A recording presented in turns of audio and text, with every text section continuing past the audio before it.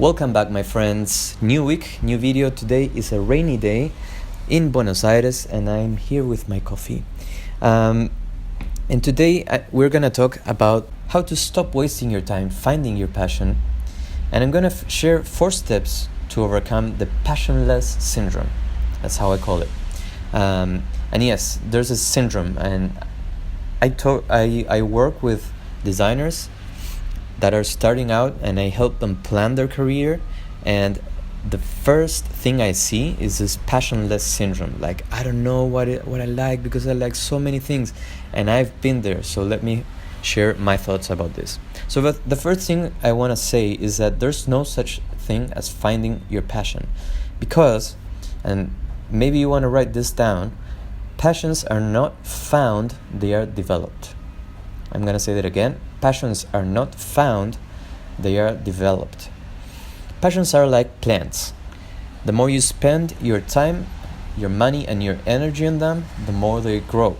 So I'm going to tell you a bit about a little bit about my story, so that maybe you can relate to this and find some insights.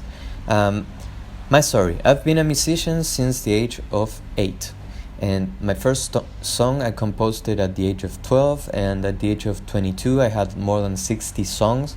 I had a band and I was trying to pursue the music career.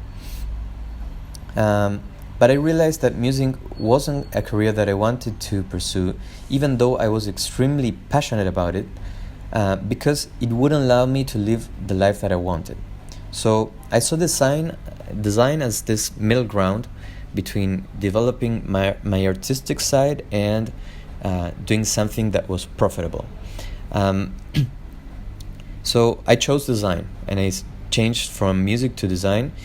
And this was a decision that I made from one day to the next. But I took a long time, like it took 4 years to figure out this. So most of the designers and clients that I work with, by the way, I do consulting one-to-one, so if you want to send me an email to info.bond@gmail.com, we can set a session right up. But most of the clients I work with, and my students from the digital art direction course in Spanish that I have, most of them have this passionless syndrome, that they like many things and they don't have like a passion, something that stands out. So the first 2 years, going back to my story, the first 2 years for me of design were the most difficult years, because I hadn't invested more time, energy, and money on one specific thing. I had invested my time in all the things that I like to do equally. So there was no passion that had grown more than the rest. Makes sense, right? Except for music that I didn't want to pursue. So it was really hard for me. But after 2 years of investing my time, my energy, and my money on design, and only on design, the passion for design grew so much that it surpassed any other passion that I had. So that was a really hard journey to do, but it was so much worth it. So now I do what I love to do, and I live doing it. You know that phrase, do what you love what you do. Well, I'm doing that. And so here's what I want you to do. First of all, take a look at what you like to do now.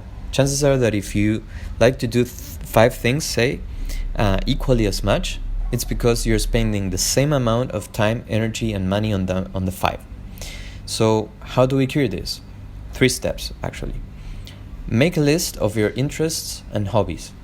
This could be anything. Don't filter. Do a list of maybe 20 things that you like to do. Could be writing, could be jogging, could be traveling, anything. Do a list of all the things that you like to do. Now, if you don't like to do anything and you don't know what you like to do, you want to know yourself if you don't know what your interests and hobbies are. So ask yourself, what do I like? What do I like to do? What do I not like to do? And another thing that you can do if you don't like interest, you don't have interests or hobbies, is to just start doing something, and you will figure out your journey as you go. But don't stand there waiting for your passion to fall from the sky. That won't happen. So number 1 was make a list of your interests and hobbies. If you don't have a hobby, do what I just said. And number 2, once you did the list, find one or more interests / hobbies from the list that could be turned into a career. Meaning, you want to do something that you're passionate about and something that could be profitable in the industry. So you want to find a mixture of the two, the middle ground. You don't want to do something that is profitable but you don't like to do, and you don't want to do something that you're passionate about but it's not profitable. So find a mixture, find something that is on the middle ground. If there's 5 or more, then what you can do is prioritize. So first, choose 3 of those, 5-10 things that are on the middle ground. Chances are you will end up with 5, more or less, at the most.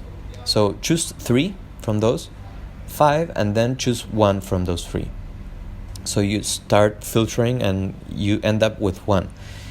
Now, you can change this, but do the exercise, and I can guarantee you that it will bring a lot of light to you and to your situation. So voila, now you have a passion. So I really hope that this was helpful for you guys. Let me know in the comments below, what are your passions? Let's talk about it and let's have a chat in the comments below. And if you already have found a passion, share in the comments below how did you do that, so that maybe readers and viewers can benefit from that. So thank you very much for staying tuned. Hope you're having a great start of the week, and I will see you next week. Bye.